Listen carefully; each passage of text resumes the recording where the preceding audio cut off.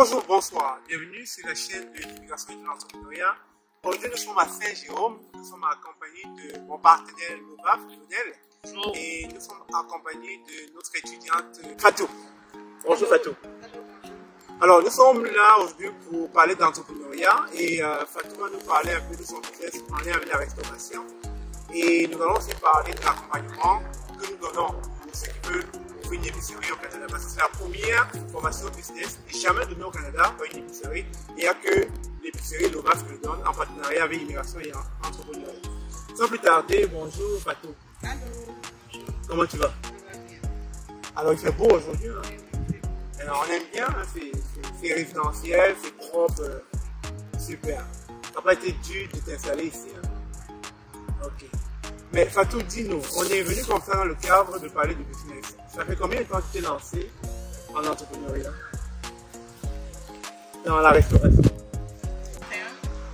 2021? 3 ans. 3 ans. 3 ans que tu es dans la restauration. Comment ça se passe? Ça va bien? Ok. Et si on peut savoir quels sont les différents mets que tu fais?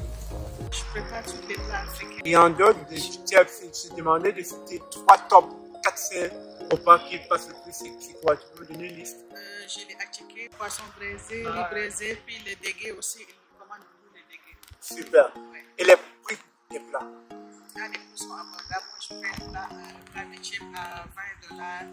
Les attiqués, poisson braisé à $20, puis les dégués à $6. $6, c'est bon. Mais dis-moi, quand tu t'es dit je vais me lancer dans la restauration, quelles ont été les contraintes? Déjà, est-ce que tu as ta licence de la MAPAC? Oui, j'ai une licence. Ok. Ah, super, super. Parce que c'est important pour ceux qui veulent se lancer dans la restauration au Canada. Même si vous n'avez pas un local, vous pouvez le faire chez vous. Ça vaut prendre d'avoir la licence de la MAPAC. Très important. Et donc, en fait, tu t'es lancé, ça roule. Et les gens te connaissent ici à Saint-Jérôme comme quelqu'un qui vend les mets, les repas, etc. Mais est-ce que tu penses qu'un jour tu vas sortir de chez toi pour aller chercher un local et vraiment te lancer pleinement dans la restauration? Ça se fera bien. Ok. Dès que j'ai l'opportunité de faire une formation privée chez moi, je fais ça sur plus pour atteindre les objectifs. Super, mais maintenant, étant donné que tu le fais à la maison, comment ça se passe dans les opérations? Alors, comme je demandais tantôt, au niveau des opérations, ça se passe comment? Dans le day-to-day, c'est tout que tu dois travailler. Comment est-ce que tu arrives à te réorganiser par rapport à ta business en semaine et durant le week-end? Comment tu gères tout ça? Comme j'ai déjà expliqué un peu dans ma vidéo, et comment c'est qu'on fait le avant. N'empêche que je travaille, mais si j'ai une commande vers 4 à 48 heures, je saurai comment m'organiser. Je vais faire la commande avant, durant mes heures de pause, bien durant mes heures de temps. Mais que je prépare bien pour jouer, c'est lui qui va aller livrer la marchandise. Super, super. Super. Écoute, c'est bien on voit qu'en tant qu'entrepreneur, il y a quand même des challenges. On peut le voir, tu as un boulot, tu as un plus-value, parce que c'est un peu comme un plus-value, ça te permet d'arrondir les fins du mois. Mais en cela, on voit que tu veux vraiment y aller à temps plein, à 100%. Et sans plus tarder, nous allons introduire avec notre partenaire Lovaf. Surtout qu'on a accompagné Fatou dans l'ouverture d'une épicerie à Saint-Jérôme. Bien sûr, comme je le dis tout le temps, il y a des challenges, il y a des défis.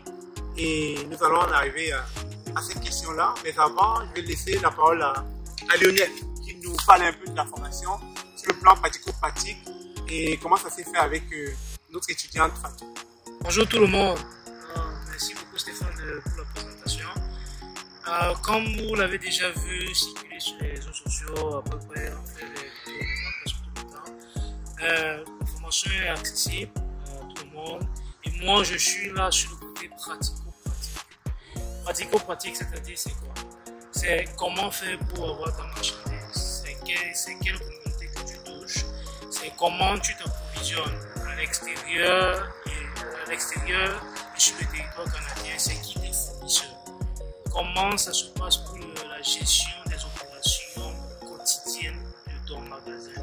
C'est là-bas qu'on intègre, c'est là-bas qu'on donne des conseils, c'est là-bas qu'on guide, c'est là-bas qu'on fait bénéficier notre expérience. Donc, c'est que, en quelque sorte, ce que ça veut dire, c'est que on aide nos élèves à éviter les erreurs qu'on a fait dans notre création. Ce qui fait que ça facilite la voie et ça facilite les étapes. Et qui dit facilite la voie, facilite les étapes, qui dit moins de stress et atteindre les objectifs un peu plus rapidement. Tout à fait, tout à fait. Donc, on a essayé d'accompagner Fatou et elle s'est bloquée justement, comme je dis, l'entrepreneuriat c'est ça, il y a des obstacles. Quel a été ton obstacle? Qu'est-ce qui t'a empêché de terminer ta formation? C'était au niveau du financement. Au niveau du financement. Oui, le local. Le local. Alors, quand tu dis au niveau du financement, tu n'as pas eu le financement ou tu l'as eu, c'était en partie. Qu'est-ce qui s'est passé au niveau du financement? J'y étais presque, mais sauf que j'ai eu le retard. Je n'arrivais pas à trouver le local. C'est la raison pour laquelle j'ai un peu retardé mon projet. Mais ça va bien. Alors, je tiens à rappeler que quand tu parles du challenge au niveau du financement, c'est que le financement lui a été accordé, mais sous certaines conditions. Et la condition qui était demandée était qu'elle présente un local, et il y avait d'autres conditions, si je ne me trompe pas. C'était la condition principale. Le local. Et étant donné qu'elle n'a jamais pu trouver le local, surtout qu'en ce temps au Canada, on sait que le logement est denrée rare, c'est difficile de trouver un logement. N'ayant pas un local, il n'a pas été possible pour elle de pouvoir récupérer son argent qui lui a été fourni par l'organisme qui s'occupe du financement.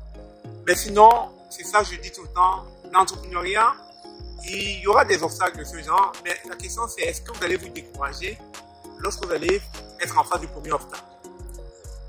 Donc Fatou, est-ce que tu nous promets que quand on va revenir à Saint-Jérôme, tu vas nous trouver un local et tu vas aller de l'avant? Non mais c'est sérieux là, parce que c'est important que les gens le sachent, parce qu'à la fin de la journée, on veut du concret, on veut que les gens sachent qu'on n'accompagne pas juste en théorie, on est là, on est proche de nos étudiants, mais on veut vraiment qu'ils comprennent le mindset en arrière de l'entrepreneuriat. Il y aura des obstacles, mais la question, est-ce que tu vas abandonner? Non, jamais. Ça a été vraiment, le pire est déjà passé d'après moi parce que ça a été difficile au début. Mais avec votre soutien et vos accompagnements, je suis arrivée jusqu'à presque à la fin. Et que non, j'abandonne pas. Et la prochaine étape suivante, ça va être encore talent. Super. Et ils sont témoins là, ils nous regardent, ils sont témoins de ce que tu as dit. Dans quelques années, on va revenir la voir. On espère qu'elle aura son retour. En tout cas, chers amis, c'est une vidéo comme ça, on voulait vous partager un peu le retour d'expérience, le retour de la formation avec Fatou. Mais aussi que vous sachiez qu'elle a non seulement le projet d'ouvrir une épicerie, mais elle a déjà une autre activité qui tourne. C'est la restauration, elle le fait à domicile, elle a toutes ses licences et apparemment ça se passe bien. Elle se fait aider par son mari, on tient à le rappeler, son mari l'aide en faisant des livraisons, souvent quand il a le temps, le week-end. Donc on va souhaiter à Fatou bon courage et on lui souhaite tout ce qu'il y a de meilleur pour que son business continue d'aller de l'avant à Saint-Jérôme. C'est une région, elle a pris sa place. Oui. Merci à tous. Merci beaucoup.